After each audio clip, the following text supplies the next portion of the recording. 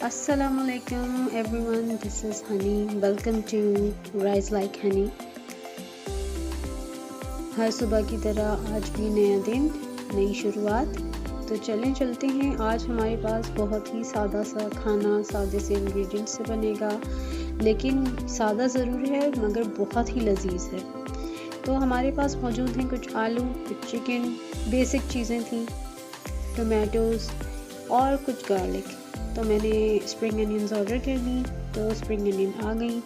अब मैं ये सोच रही हूँ कि मैं इनसे एक बहुत ही मज़े की डिश बनाऊँ, जो मैंने कहीं पे देखी भी थी। उसका नाम था पहाड़ी सालन। तो चले इसको बनाते हैं, स्टार्ट करते हैं। तो सबसे पहले मैं टोमेटोज़ को ले लूँगी, और टोमेटोज़ मैंने छील के रख लिए थे, और अब मैं बस इनको छोटा छोटा जितना मैं कर सकती थी छोटे छोटे पीसेस में इनको चॉप कर रही हूँ। तो चलें जल्दी जल्दी इन्हें चॉप करते हैं और रेडी करते हैं, साइड पे करते जाते हैं।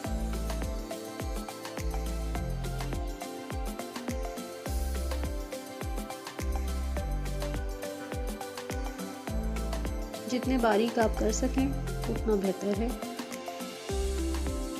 क्योंकि इनको गलना ही है। तो इसलिए अगर आप चाहें तो आप ब्लेंड करके भी इनको यूज़ कर सकते हैं, लेकिन जिस तरह से ये डिश बनाई जाती है तो उस लिहाज से अगर इसको इसी तरह डालें तो बेहतर है, क्योंकि मैंने इसी तरीके को फॉलो किया हुआ है, तो मुझे बहुत मज़े की लगती है। आप चाहें तो टोमेटोज़ को ब्लेंड भी कर सकते हैं या ग्राइंड करके चॉप करके डाल सकते हैं चॉपर से। अच्छा जी, अब हम ले लेते हैं जो बिल्कुल मेन इंग्रेडिएंट है, वो है आलू।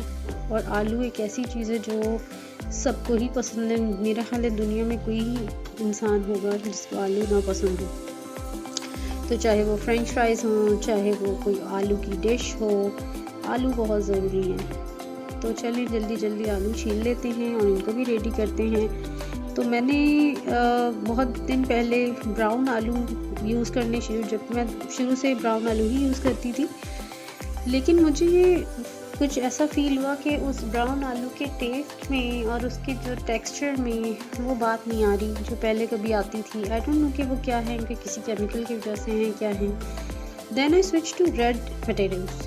तो जब से मैंने रेड आलू लिए, मैंने तो फ्रेंच फ्राइज़ के लिए ही ट्राई किया था, तो ब्राउन पोटैटोज़ काफ़ी सॉगी से हो जाते थे, लेकिन red potatoes are very like in a very fine texture.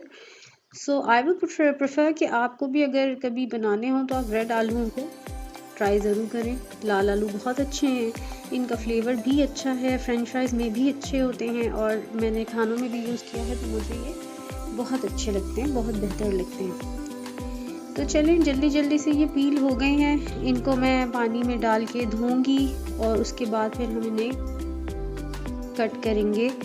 लेकिन कट करने का तरीका थोड़ा सा डिफरेंट होगा। सालन में तो जैसे हम बड़े बड़े आलू को 4-5 टुकड़े कर देते हैं, इस सालन में ये आलू गोल गोल शेप में ही होंगे। तो मैं इनको गोल शेप में ही काट रही हूँ, क्योंकि मुझे ऐसा लगता है कि कुछ चीज़ें ऐसी होती हैं, कुछ डिशेस ऐसी होती हैं, अगर आपने उनकी कटिंग जिस हिसाब से की होती है उनकी फ्लेवर में भी फ़र्क आता है। तो अगर आप छोटा छोटा काटें या कि किसी और शेप में काटेंगे तो मुझे ऐसा फील होता है, may be I am wrong, but I feel कि कटिंग से भी फ्लेवर में फ़र्क आता है। तो अब ये आलू मेरे सारे राउंड कट हो चुके हैं, इनको मैंने फ्रेश ठंडे पानी में डाल के छोड़ दिया है, बिकॉज़ इनका काम थोड़ी सी देर के बाद आएगा। तो इनको हम सबको रेडी करके रख लेंगे।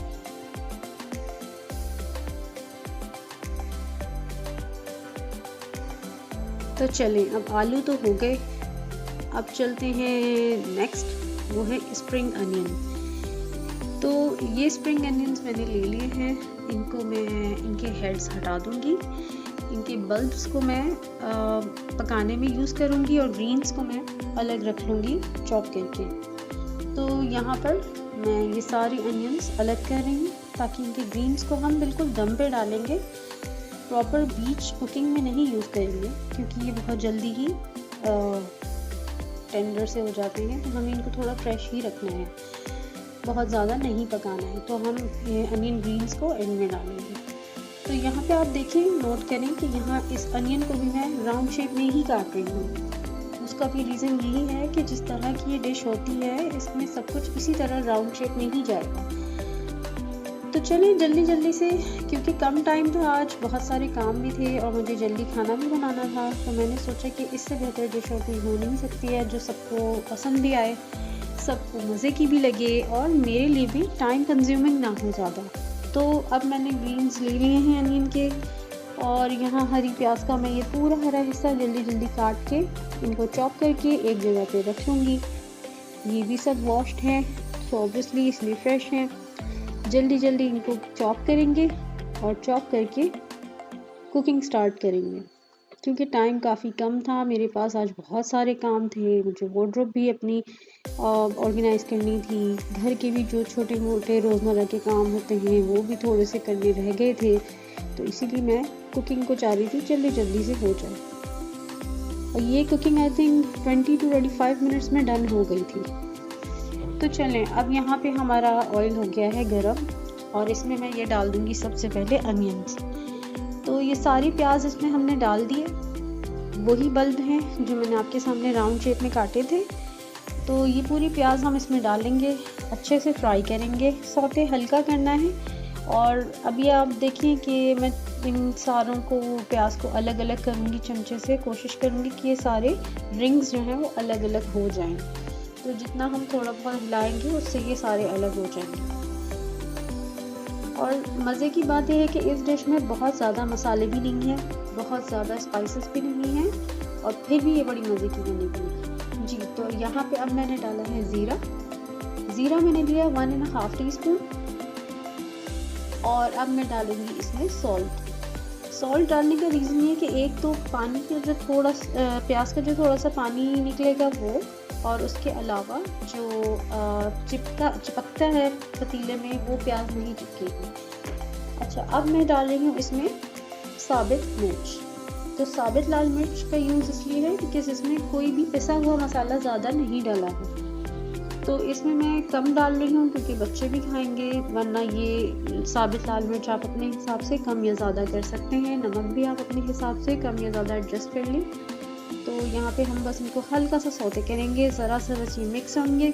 अब हम इसके अंदर डाल देंगे ये लहसुन जो मैंने छील के पहले से रखे हुए थे। ये लहसुन भी साबित ही जाएंगे क्योंकि इनको हम बाद में मैश करेंगे, जब ये साथ पक जाएंगे तो ये टेंडर हो जाते हैं, फिर हम इनको चमचे से ही मैश कर लेंगे। तो यहाँ पे मैंने ये सारी चीज़ें साथ साथ पका दी हैं। बहुत ही मज़े की और बहुत ही आसान डिश, और आपको यकीनन पसंद आएगी।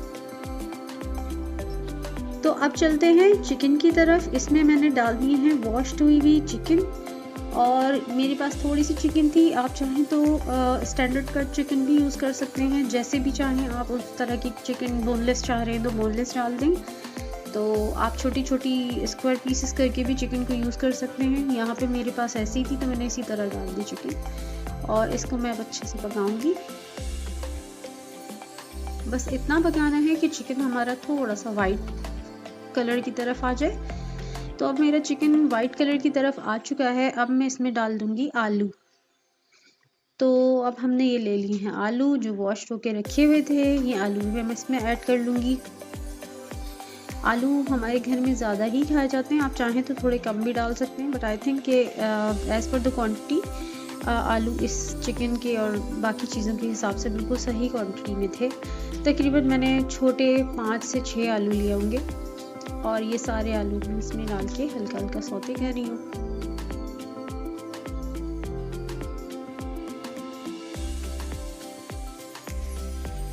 तो अब मैं डालूँगी इसमें हल्दी भी मैंने 1.5 टीस्पून यूज़ की है, और इस तरह मैं हल्दी ही डालूँगी। इसके अलावा और कोई मसाला नहीं है, ना ही कोई खड़ा गरम मसाला है इसके अंदर, ना ही कोई और पिसा हुआ मसाला है। सिर्फ मैंने अपनी नमक और हल्दी डाली है, और मैंने साबित मिर्च डाली थी। इसके अलावा और कोई चीज़ नहीं डलेगी। अब मैं सबको मिक्स कर लूँगी हल्का हल्का, अच्छे से मिक्स करके अब मैं इसमें 1 कप भर के पानी डाल रही हूँ।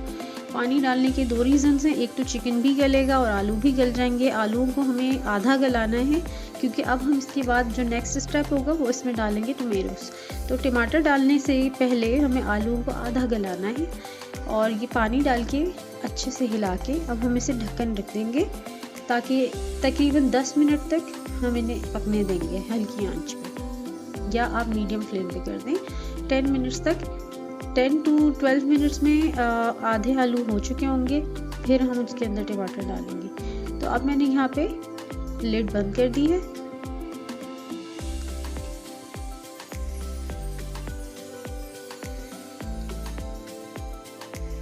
जी, तो अब हम देखते हैं कि क्या हाल है, क्या पहुंचा, कहाँ तक पहुंचा आलू और चिकन कितनी गल गई है। तो मेरे हिसाब से आलू अब आधे गल चुके हैं। अब हम डालेंगे इसमें टमाटर।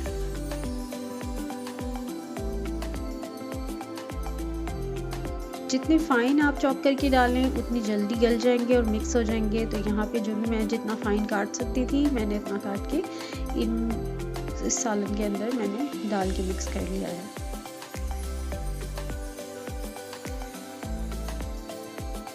जी, तो अब मैं फिर से लिड बंद कर रही हूँ ताकि हमारे टमाटर भी गलने की तरफ आ जाएं। और अब जब मैं देख रही हूँ कि टमाटर का पानी भी काफ़ी छूटा है और जो लहसुन हमने डाले थे वो काफ़ी गल चुके हैं, तो अब मैं लहसुन को उसी कबीर से या जिस भी चमचे से आप पका रही हो उसी से आप उन्हें मैश कर सकते हैं इस तरीके से। और इन्हीं के साथ थोड़ी थोड़ी टमाटरों को भी मैं मैश करती जाऊंगी, तो ये सारा कुछ मिक्स हो जाएगा।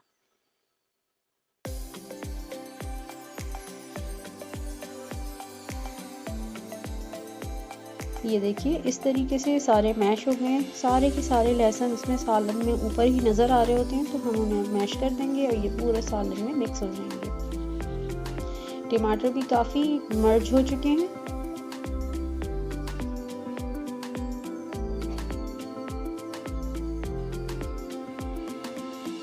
अब मैंने इसमें हरा धनिया और थोड़ी सी मोटी मोटी काटी थी हरी मिर्च, वो मैं हल्का सा मिला के मिक्स कर दूंगी। लोग दम पे डालते हैं ऑब्वियसली, लेकिन ये गार्निश के लिए नहीं है, ये थोड़ा सा मुझे मिक्स करना है। और अब मैं डालूंगी हरी प्याज। अब ये जितनी हरी प्याज थी मैंने सारी इसमें डाल दी है। अब मैं इस पूरे सालन को मिक्स करूंगी।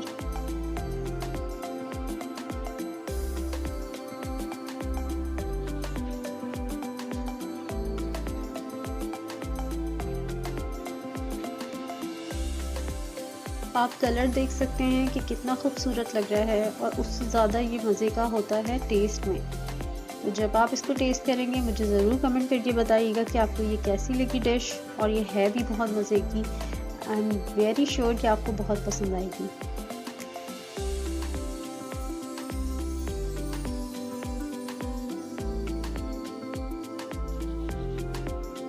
अब अच्छे से मिक्स करके मैं थोड़ी देर के लिए लिड लगा के इसे दम दे दूंगी और फिर ये डिश हमारी तैयार हो जाएगी। ये आप देख सकते हैं हमारी डिश बिल्कुल रेडी है।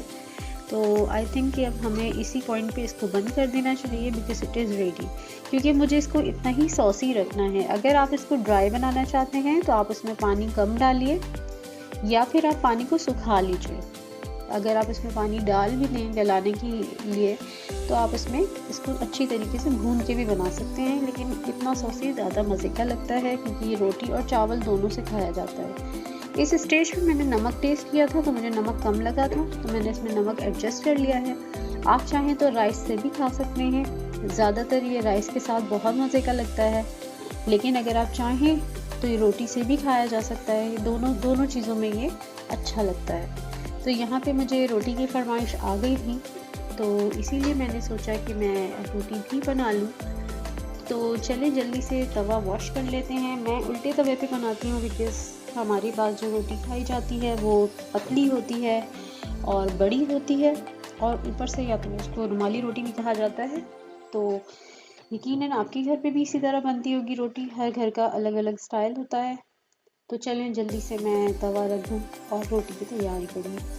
आटा मैंने गूंद लिया था तकरीबन आधा घंटा पहले, उसमें वो सेट हो चुका था, तो मेरा आटा भी रेडी था। बस मुझे जल्दी जल्दी रोटियां बनानी थी। तो चलें जल्दी से ये मैट मैंने बिछा लिया। मुझे बहुत अच्छा लगा ये सिलिकॉन मैट। पहले ये रिवाज नहीं होता था, या बेलन के साथ अलग से चीज़ें लेनी पड़ती हैं जिस पर रोटी बनती थी।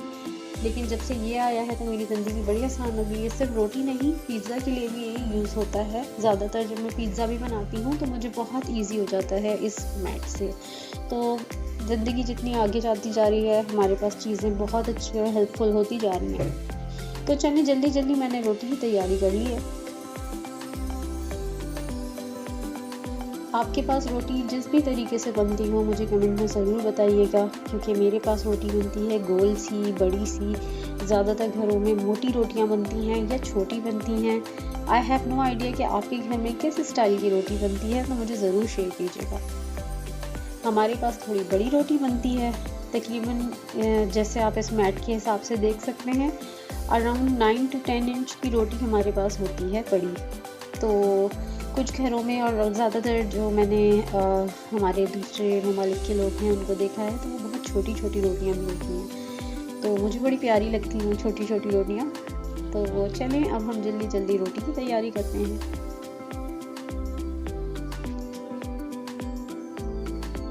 रोटी में जो सबसे बड़ा किरदार अदा करते हैं वो तवा और उसका टेम्परेचर है। तो शुरू में जो मैं टेम्परेचर रखती हूँ उसे मेंटेन करने के लिए वो मीडियम रखती हूँ, बहुत हाई नहीं रखती। अगर आप हाई फ्लेम पे करेंगे तो ऑब्वियसली जो लोग रोटी बनाते हैं वो समझ सकते हैं। हाई फ्लेम पे रोटी अगर घर पे बना रहे हैं, ज़्यादातर तंदूर के अलावा की बात हो रही है, तो उस पर जो है वो रोटी ख़राब हो जाती है या जल जाती है या फिर येलो स्टेन्ड हो जाती है। तो इस वजह से आपको टेम्परेचर बार बार मीडियम टू हाई करना होता है बीच बीच में। तो यहाँ पे मेरी एक रोटी तैयार हो चुकी है, आप देख सकते हैं। अभी मैंने एडजस्ट किया है, उसको मीडियम फ्लेम कर दिया है क्योंकि अभी मैं रोटी को बेल रही हूँ। जब मैं डालूंगी तो उसकी मीडियम हाई कर दूंगी।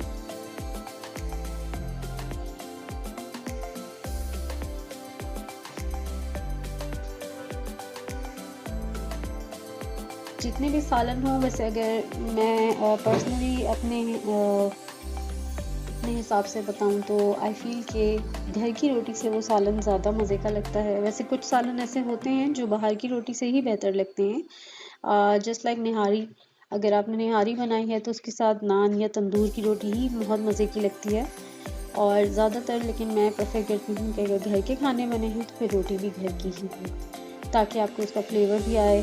और क्योंकि वो पतली होती है तो उसमें रोटी थोड़ी कम रहती है, हेल्थ वाइज भी बेहतर रहती है, क्योंकि रोटी की क्वांटिटी पतले होने की वजह से थोड़ा आटा कम रहता है उसमें। अगर आप बाहर की जाएंगे खाने तो ऑब्वियसली वो मोटी भी होती है, आपके पेट के लिए भी ठीक नहीं होती है। तो उस हिसाब से आप प्रेफर कि घर में रोटी अगर बन सके तो ज़रूर बनानी चाहिए। तो जी रोटियाँ मेरी हो गई हैं तैयार और हो गई हैं बातें भी बहुत सारी। तो चलें, बहुत शुक्रिया। ये जो रोटियां मेरी तैयार हो चुकी हैं। आई होप कि जब आप भी ट्राई करेंगे तो इस सालन को रोटी और चावल जिससे भी खाएं मुझे ज़रूर बताएं। एंजॉय कीजिए। Thank you for watching my channel. Please like, subscribe and share. Thank you so much. मैं have a very good day.